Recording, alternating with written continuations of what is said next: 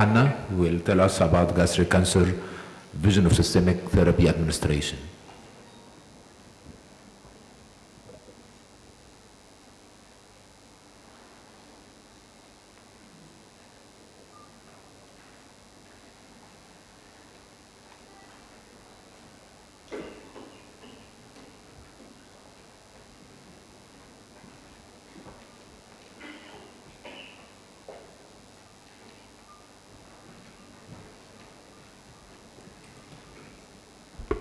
Thank you very much again for having me. This is my second talk for the conference, which has been great so far. So congratulations to all the people involved and Dr. Hisham Zawari for a great effort. I was asked to actually give this talk yesterday, so I prepared a quick talk that I thought would actually answer some of the controversial questions in the management of gastric cancer. And I have to have a disclaimer. I'll be very critical for our medical oncology colleagues. So please, if you're in the audience, don't shoot me after the talk. But it's the purpose of to improve our care for gastric cancer patients. So I'm going to talk about some of the controversial issues in the management of gastric cancer and the objectives of my talk, to talk about some of the difficulty in the preoperative staging, D1 and D2, which I'm going to skip fairly quickly because Dr. Altoni presented eloquently his experience. And I'm going to be very critical for the MAGIC and McDonald trial, and then I'm going to discuss our new approach and technique at the University of Maryland, the United States. So in terms of the preoperative staging, to summarize the slide fairly quickly, our preoperative staging in stomach cancer is fairly dismal. It's inadequate. It's inaccurate. If you look at the best modalities, and I don't care if it was endoscopic ultrasound or CT or PET scan, they are all inaccurate. Endoscopic ultrasound accuracy ranges from 27 to 83% for T-stage. Compare that, for example, to rectal cancer, where the number goes up to high up 95, 96%. For for end stage is also very poor, and only up to 50 to 78% for end disease. And even then, when you have accurate staging by EUS, the most errors are actually in the under staging, T2 versus T3, so that also contribute to the decision-making process in terms of what line of treatment to start with. So really, what's the main benefit of the PET-CT scan or CT scan is actually to exclude metastatic disease and also to assess response to neoadjuvant therapy if the patient is in the clinical trial. Even with the best modalities, whether it's a triphasic CT scan, you still have about a quarter of the patient who have negative preoperative imaging study are found to have carcinomatosis or peritoneal implants at the time of the operation. This is a quick example. If you look at the top panel, this is right here. I think everybody can see it. This is a CAT scan. You can see the stomach is pretty dilated. You can see tumor right here at the distal pylorus. Otherwise, the CAT scan looks absolutely normal. On the right side top panel, this is the actually PET image, and you really don't see anything, even though we know biopsy proven there is a tumor. So you look at this patient, and the top panel will say this tumor appeared to be resectable. This looks like early gastric cancer, and the patient would probably do well. On the bottom panel here, you look at this CAT scan, you can see there's tumor in the stomach extending and almost occupied the left lobe of the liver. And not only that, but you look at the you look at the CAT scan, lower abdominal cuts, and you can see what looks like perhaps tumor implant. So you look at the top patient, you say, hey, this is resectable, this is going to be great. Look at the bottom patient, this looks like metastatic disease and stage 4 disease, and you're probably going to say that's the case. However, the most important staging procedure in stomach cancer is actually diagnostic laparoscopy, because that will tell you the rest of the story. So you'll do diagnostic laparoscopy in this patient here, the first one that looks absolutely resectable, and you can see all these white patches here. These are all consistent with carcinomatosis. So suddenly this patient who went from being early gastric cancer, now that's a stage 4 carcinoma. So that's what it is. Now, the second patient who looked as metastatic gastric cancer, this patient actually underwent diagnostic laparoscopy. This appeared to be actually a more favorable tumor. This patient underwent surgery. You can see we did en-bloc resection of the liver with a complete D2 total radical gastrectomy. And the final staging was actually stage 3C. So you can see that preoperative staging can be very deceiving, and you have to base your judgment on the diagnostic laparoscopy. One of the clinical challenges of gastric cancer is the staging system, and I go quickly. This is the most recent staging in 2010, the 7th edition, and what we did for this is actually we upgraded the T staging, and again, M1 disease now include positive cytology. This is something you will get when you do your diagnostic laparoscopy. But one of the challenges we have with stomach cancer is risk stratification. You know, if you look at the risk stratification factor in stomach cancer, they're listed there. What are they all do? They're all post-operative stratification factors. They're all this information you get after the fact. You look at for breast cancer, you look at rectal cancer, we have our stratification done before the surgery. That's why we decide which patient get neoadjuvant chemoradiation. And rectal cancer, you have the EUS is very accurate. We have the PET-CT scan. We heard about the MRI and the diffusion perfusion capabilities that allow to stratify which patient is going to receive neoadjuvant treatment. In stomach cancer, we don't have the luxury that we have with rectal cancer. So how do we treat stomach cancer? Well, we'll look at the three modalities: surgery with gastrectomy, omentectomy, and lymph node dissection. Chemotherapy, the standard is the ECF or modified DCF, and then radiation on 5-FU based on the McDonald trial. So if you look at us as a surgeon, did we maximize the benefit? So did the chemotherapeutic agents and did the radiation oncology also improve their performance? So from the surgeon, I'm going to go this very quickly because it's been presented. So the standard treatment, we heard about the extent of the surgery. The D1 is the periogastric, D2 is D1 is the periogastric, D2 extended to station extended from 7 to 11, and D3 is station 12, 16, and this is really only done in Japan where they claim that it has some success. This is example of the patient that I showed you was the liver resection. You can see here, this is the transected end of the liver right here. And you can see that this is the common hepatic artery. This is actually the celiac axis right here. You can see the tie on the left gastric. This is the splenic artery. The splenic vein is right here. And the portal vein is right here. So you can see that you can do extended D2 dissection without need for the for distal pancreatectomy and splenectomy. And this patient actually did very well.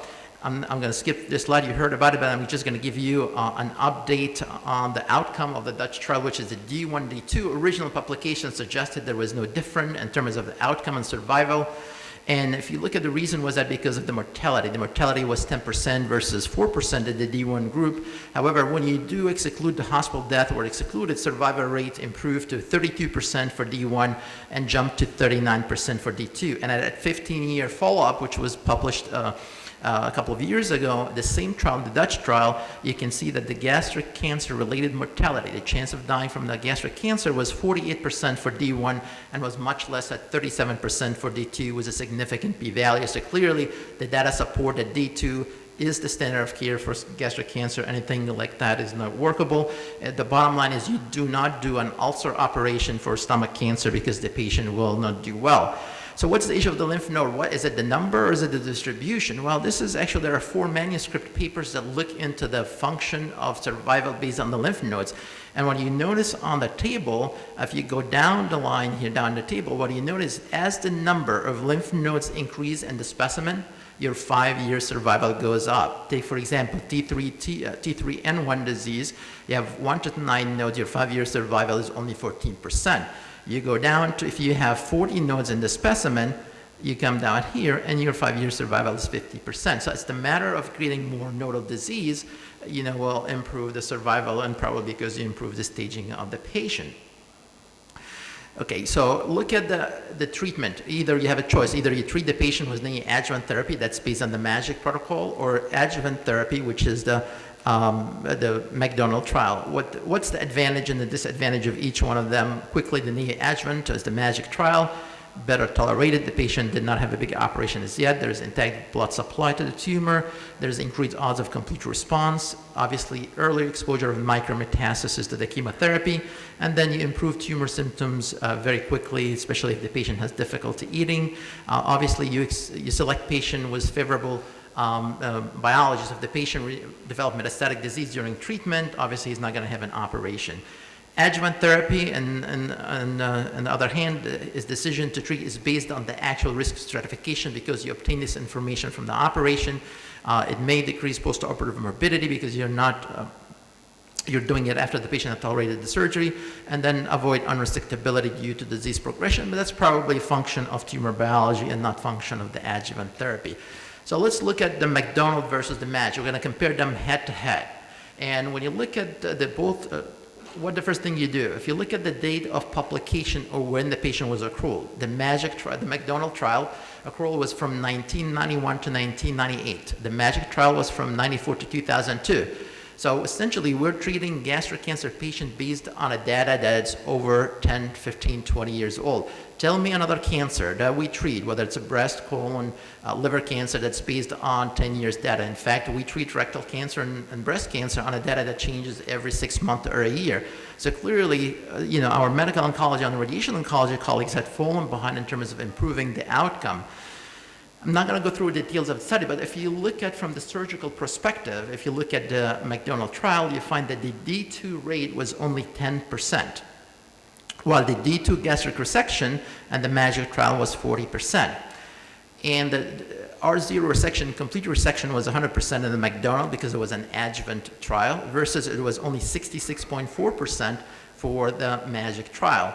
And if you look at the 5-year-old survival, you can see that both appear to have improved the survival of 42 and 36%. But I'm going to go much deeper than that. So if you look at the McDonald, this was the adjuvant trial where a patient had a gastrectomy and then subsequently underwent a chemoradiation therapy. Looks at it and say, okay, chemoradiation improved survival from 35 months to 27 months, and then relapse-free survival also improved from 19 to 27 months.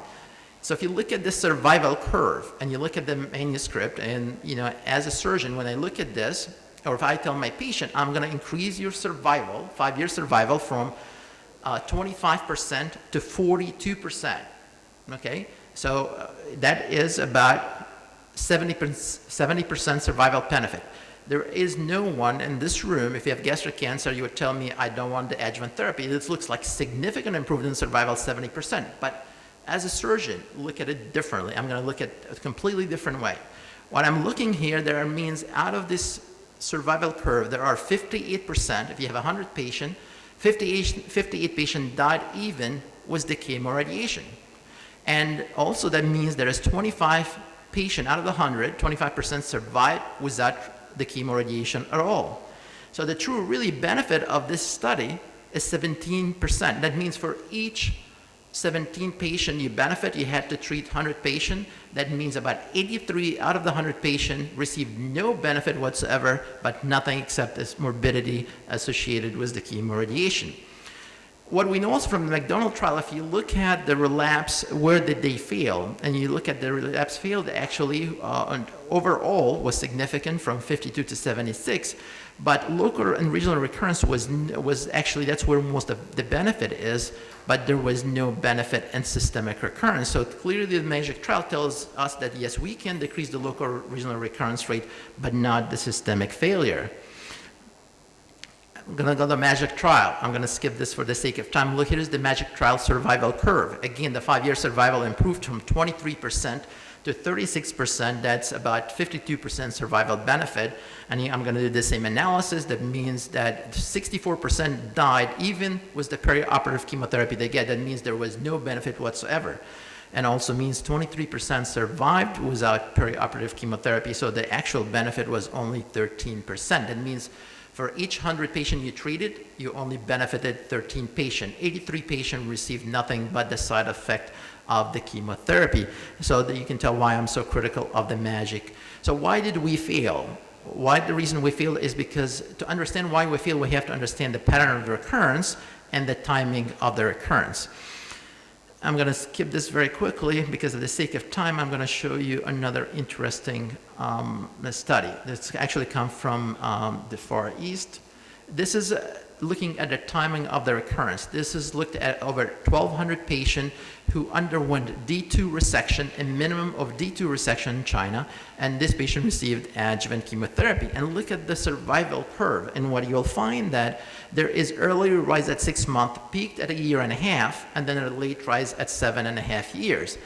This is overall. Now, when they looked at all prognostic factor, whether it's related to the size of the tumor, differentiation of the tumor, lymphovascular invasion, depth T-stage, and node positive versus node negative, more or less than 15 nodes, chemotherapy or no chemotherapy, what do you see? Almost all the curves overlap. That tells us that, again, no matter what you do, whether it's chemo, radiation, chemo, D2 resection, you're going to fail even in the best hands, and you're going to see the peak at a year and a half. What is the problem? Our problem with stomach cancer is the carcinomatosis, because this is where chemotherapy fails to act, and it's very difficult for us to see. So it did lead to the introduction of cytoreductive surgery and HIPIC, which I talked about in colorectal yesterday. And you can see that this trial actually showed a benefit of adding chemotherapy, heated chemotherapy at the time of stomach cancer to see if that improves the outcome. So this is the study we did in the University of Maryland. We had 17 patients, actually right now we have 24. These are the patients who had high risk for developing peritoneal carcinomatosis. We treated them with cytoreduction and using mitomycin C and HIPEC. And you can see that the majority of the patients were at the time of presentation, 14 patients. We had complete cytoreduction, 94%. The surgery was about 400 minutes as an average. Transfusion was 2 units as an average. This is a list of what organs we take out, and you can see that splenectomy was 6 and 17 patients, cholecystectomy, even liver resection. Reoperative rate was 3 out of 17%. I'll be done within seconds.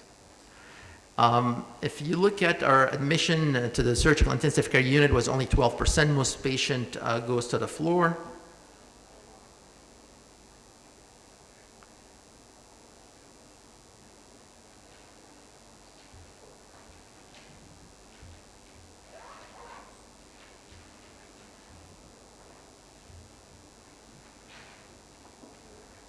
And I'm going to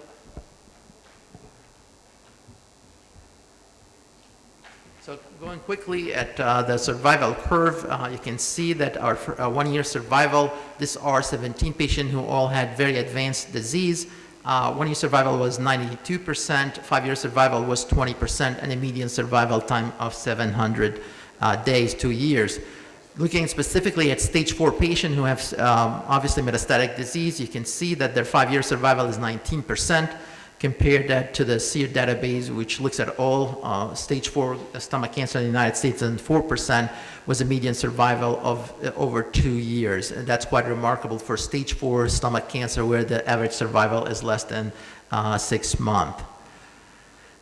This is just a summary of the protocol, the eligibility for our patient. We include patients who are at high risk, including T4, T3, diffuse type gastric cancer, N2 disease, positive cytology, and patient with carcinomatosis with a limited PCI less than 15.